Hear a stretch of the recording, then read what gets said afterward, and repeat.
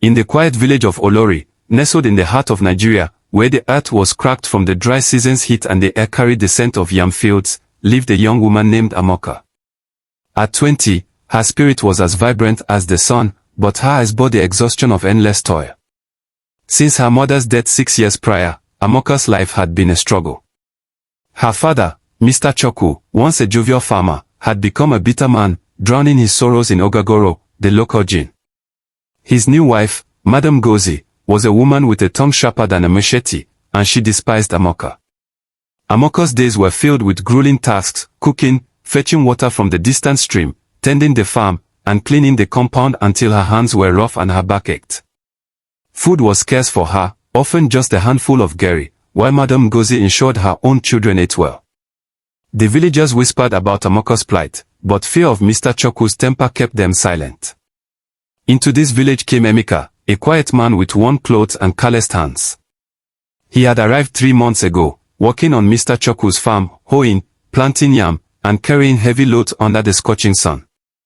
Emeka's wages, however, were never paid. "Next week, I'll pay you," Mr. Choku would say, waving him off. But the weeks passed, and no money came.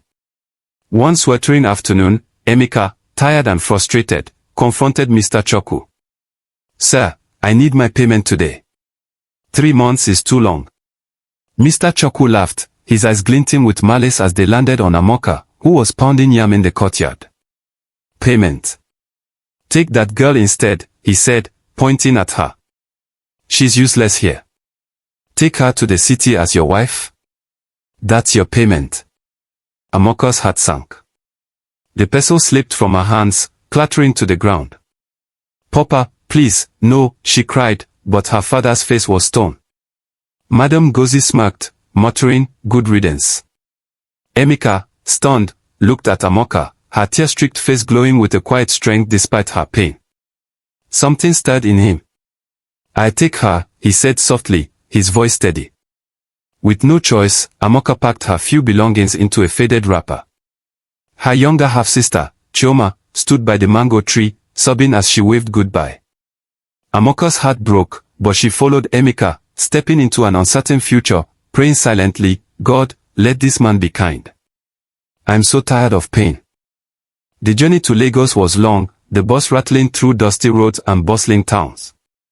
Amoka stared out the window, her mind a wall of fear and hope. She was leaving Olori, the only home she'd ever known, a place of sorrow but also familiarity. Emeka sat beside her, quiet, his eyes fixed ahead, though he occasionally glanced at her with a gentleness that eased her fears. Lagos was a shock to Amoka's senses, towering buildings, honking cars, and crowds moving like rivers. Clutching her wrapper tightly, she followed Emeka through the chaos. They took a kiki to a quiet street lined with palm trees, stopping before a grand gate. When it opened, Amoka's breath caught. The compound was vast, with a gleaming white mansion, a manicured garden, and a small fountain sparkling in the sunlight. Emeka led her past the mansion to a neat, modest building at the back, a one-bedroom quarters with a small kitchen and bathroom. "This is where I live," he said, a shy smile on his face. "I got a job as a gatekeeper here. The owner, Madam Ezin, lets me stay for free as long as I keep the compound secure." Amoka looked around, marveling at the clean floors and sturdy roof. Compared to the leaky hut she'd slept in back home, this was a haven. "If this is God's plan for me," she whispered, "then I accept it." Days passed, and Amoka began to settle into her new life.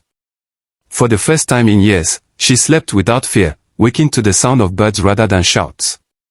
Emeka was kind, cooking simple meals like jollof rice and ensuring she had enough to eat. One morning, as the scent of fried plantain filled the quarters, Amoka smiled. "You cook better than me," she teased. Emeka laughed. "I try." "Did you sleep well?" "Like a child," she replied, her heart lighter than it had been in years. Emeka took her to meet Madam Ezin, the mansion's owner, a graceful woman in her late 50s with a warm smile. "Welcome, Amoka," she said, her eyes kind. "You're Emeka's wife? You have a gentle spirit. This house is big enough for peace, make it your home."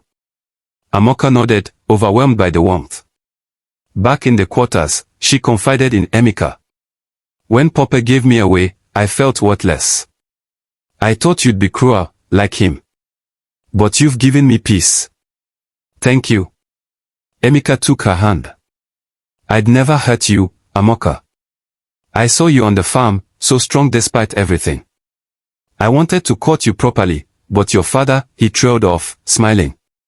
When he offered you, I saw a chance to protect you. Amoka's heart softened. I don't love you yet, Emeka, but I feel safe with you. He nodded. Take your time, Amoka. I want your heart to choose me, not your fears. A month later, Amoka's confidence grew. She began helping Madam Ezen in the kitchen, her cooking skills earning praise. One day, Madam Ezen sat her down. Amoka, my cook is retiring. I've seen your talent and your heart. Would you take her place? Amoka's eyes filled with tears. Yes, Ma. And I want to save for university. I had to stop after secondary school, but I dream of studying nursing. Madam Ezen beamed. That's a beautiful dream. I'll support you. That evening, Amoka rushed to tell Emeka.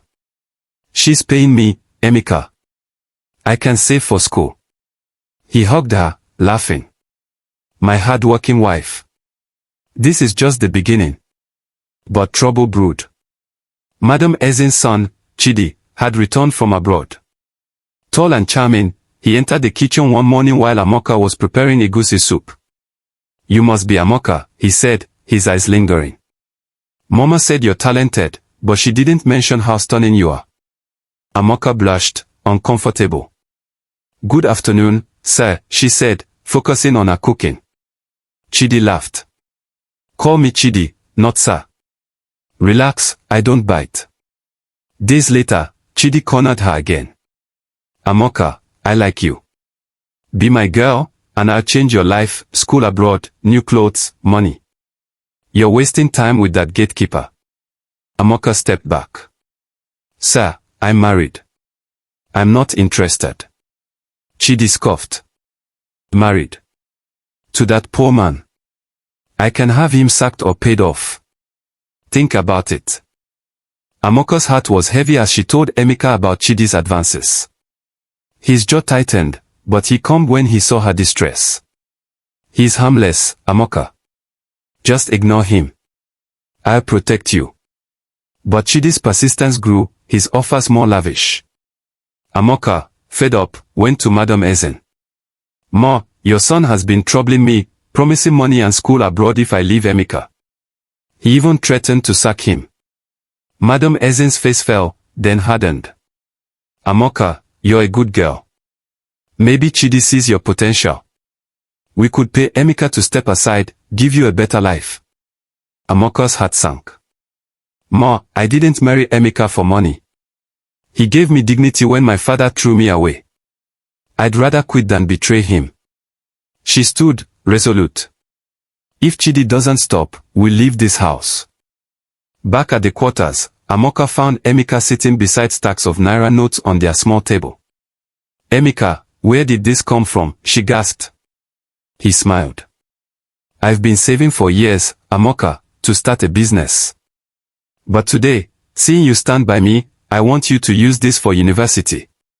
Amoka shook her head. No, Emeka. This is your dream. Let's use it together, rent a shop, start a business. I help you, and when it grows, I go to school. Emeka stared, awestruck. You're incredible, Amoka. Then he took a deep breath. There's something else. Madam Ezen isn't my boss, she's my mother. Chidi is my brother. I'm not a poor gatekeeper. I'm a businessman who hid my wealth to find true love. I've been hurt before, but you, Amoka, you chose me for me. Amoka's eyes widened, then she laughed. You tricked me, Emeka. You owe me a car for this. He pulled her close, laughing. A car, a mansion, anything you want, my queen. The next day, Madam Ezen and Chidi came to apologize.